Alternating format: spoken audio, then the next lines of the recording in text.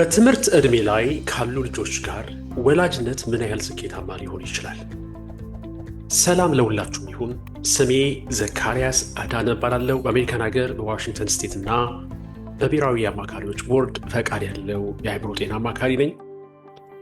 ታዲያ እዚህ የማካፍለው ሀሳብ የሐኪሟን ወይም የልጆን ሐኪም ምክር የሚተካ ሳይሆን ተጨማሪና ገንቢ ሀሳብ መሆኑን ማሳሰብ ፈልጋለሁ። ላለፉት ጥቂት ዓመታት ከበርካታ ቤተሰቦች ጋር በልጆቻቸው ጉዳይ ላይ የመስራት ዕድል አግኝቻለሁ። በዚህ በፍጥነት ነገሮች በሚለዋወጡበት ዓለም ወላጆች ደግ፣ ታዛዥ፣ ጠንካራና በራሳቸው የሚተማመኑ ልጆችን ለማሳደግ ይጥራሉ። ይህ ታዲያ በጣም የሚያስደስትና የልጆችንና የወላጆችንም ፍጻሜ ሊቀይር የሚችል ህልም ነው። እንግዲያውስ ይህንን የወላጆች ህልም ለመደገፍ ለትምህርት ዕድሜያቸው ከደረሱ ልጆች ጋር፣ ይህ ማለት ዕድሜያቸው ከ5 ዓመት ከ6 ዓመት ከ5 ዓመት በላይ ያሉ ልጆችን ማለት ነው፣ የተሳካ ወላጅነት ምን እንደሚመስል ጥቂት ሙያዊ ሀሳቦችን ማካፈል እፈልጋለሁ። አብራችሁኝ ስለምትከታተሉኝ ከልብ አመሰግናለሁ።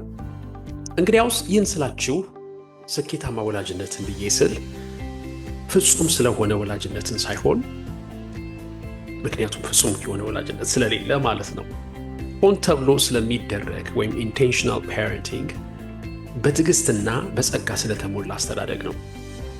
በመጀመሪያ ይህን ታሪክ ልንገራችሁ። በአንድ ወቅት ደንበኛዬ ስለነበረችው ሊሳ ስለምትባል እናት ስለ እሷ ታሪክ ነው የምጀምርላችሁ። በዚህ እንጀምራለን።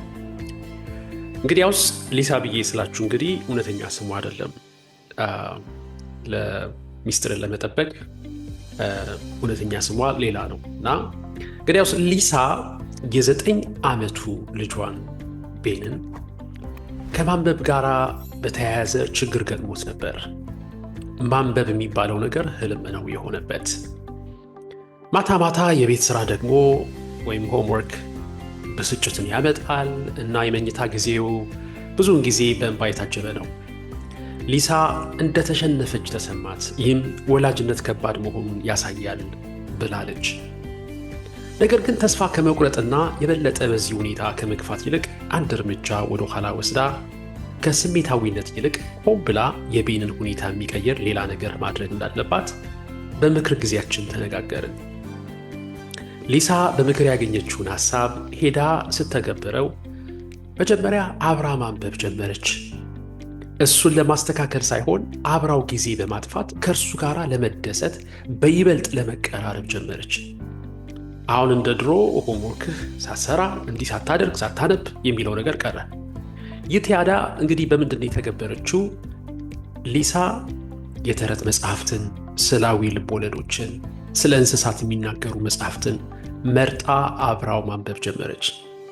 ይህ የማንበብና ከመጽሐፍት ጋር የማሳለፍ ጊዜ የቤንን ከመጽሐፍት ጋር ያለውን ጊዜውን ፍላጎቱን እያዳበረና እየቀሰቀሰው መጣ።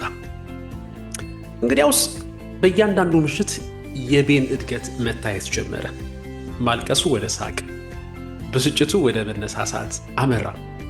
ሊሳም ትንሽ ቢሆን ከሱ ጋር ያላትን ጊዜ እያከበረች ትገኛለች። ያው ስራ አይመችም ታውቃላችሁ እና እንደምንም ብላ በየቀኑ ግን ጥቂትም ደክሟትም ቢሆን ከስራ ከመጣች በኋላ አብራው ጊዜ ታሳልፍ ነበር።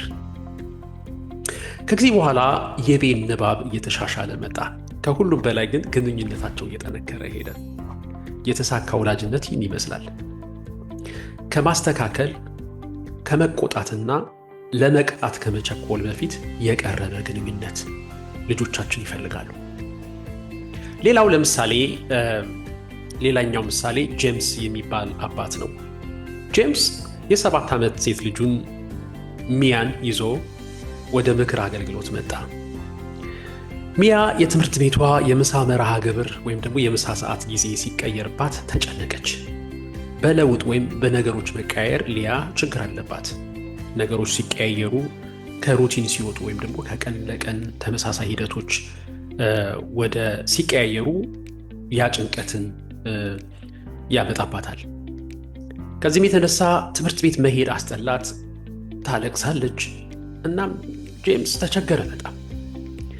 ጄምስ የምሳ ጊዜው ለውጥና የሚያ ምላሽ በስነ ልቦናዋ ላይ ከአቅም በላይ የሆነ ጉዳት እያደረሰባት መሆኑን በመገንዘብ በምክር አገልግሎት ጊዜ የተሰጠውን መመሪያ በመጠቀም የተቀየረው የምሳ ጊዜ ለውጥ ላይ ከማተኮር ይልቅ ስሜቷን እንድትሰይም ምንድን ነው የሚሰማሽ እያለ የሚሰማትን ስሜት እንድትነግረው ይረዳት ጀመር። በዚህም እርሱ ቁጥጥር በሌለው ጉዳይ ላይ ጊዜውን ከማጥፋት ይልቅ ቁጥጥር ባለው በልጁ ላይ መስራት ጀመረ። በመጀመሪያ ጭንቀቷንና ስሜቷን አረጋገጠላት። ልክ ነሽ፣ ለውጥ አስቸጋሪ ነው፣ አይዞሽ አላት። አያችሁ፣ ልጆች በጣም የሚፈልጉት ያንን ነው። እንድንረዳቸው፣ እንድናረጋጋቸው ይፈልጋሉ። ታዲያ ግን በቤት ውስጥ አብሯት በመጫወት ቅርበትን ካዳበረ በኋላ እንደ አዳዲስ ምግቦችን መሞከር ወይም የዕለት ተዕለት እንቅስቃሴዎችን ማስተካከል ያሉ ትናንሽ ለውጦችን ማሳየት ጀመረች።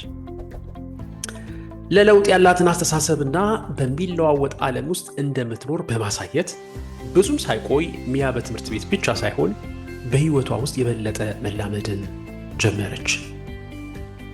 ጄምስ በጣም የተሳካለት ወላጅ ሆነ ማለት ነው።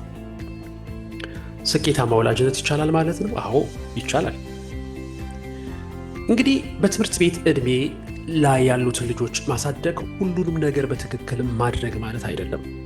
ይልቁኑ ፍቅርን ማሳየትና ሆን ተብሎ የሚደረግ የመርዳት እንዲሁም አብሮ ከልጆ ጋር የማሳለፍ ወይም ደግሞ በማሳለፍ የሚደረግን ፍላጎትን ማሳየት ነው።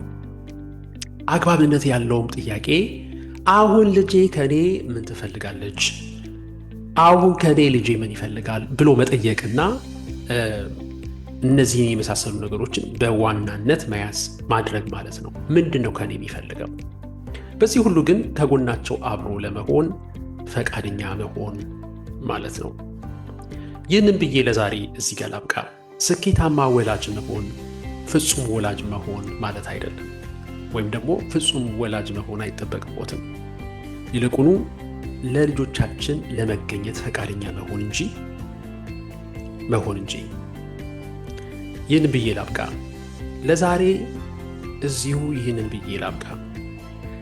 ስኬታማ ወላጅ መሆን ፍጹም ወላጅ መሆን አይደለም፣ ይልቁኑ ለልጆቻችን ለመገኘት ፈቃደኛ መሆን፣ ከልጆ ጋር አብሮ መሆንን መቀጠል፣ መማርን መቀጠል፣ ስለ ልጆች የሚያስተምሩ መጽሐፍቶችን ማንበብ፣ ምክሮችን መስማት እና ያስታውሱ ደግሞ ለልጆ ሊሰጡ የሚችሉት ዋናው ነገር ለሚጠይቋችሁ ጥያቄዎች ሁሉ መልሶችን ሳይሆን ልቦን ነው መስጠት ያለቦት። ልቦ ያለበት ቦታ ላይ እርሱም ጊዜውንም ያቃጥላሉ፣ ገንዘቡን ያቃጥላሉ፣ ሁሉን ነገር የሚያደርጉትን ነገር እዛ ነገር ላይ ነው የሚያባክሉት ማለት ነው። ስለዚህ ልቦን ለልጆ እንዲሰጡ እንዲገኙላቸው እና ቅርርብን እንዲያዳብሩ ይህንን ላሳስቦት እፈልጋለሁ። ይህ ምክር ጠቃሚ ሆኖ ካገኙት ይህን ለማስቀጠል የላይክና የሰብስክራይብ ምልክቱን ይጫኑ፣ ለሌሎችም ያጋሩ። ከልብ አመሰግናለሁ።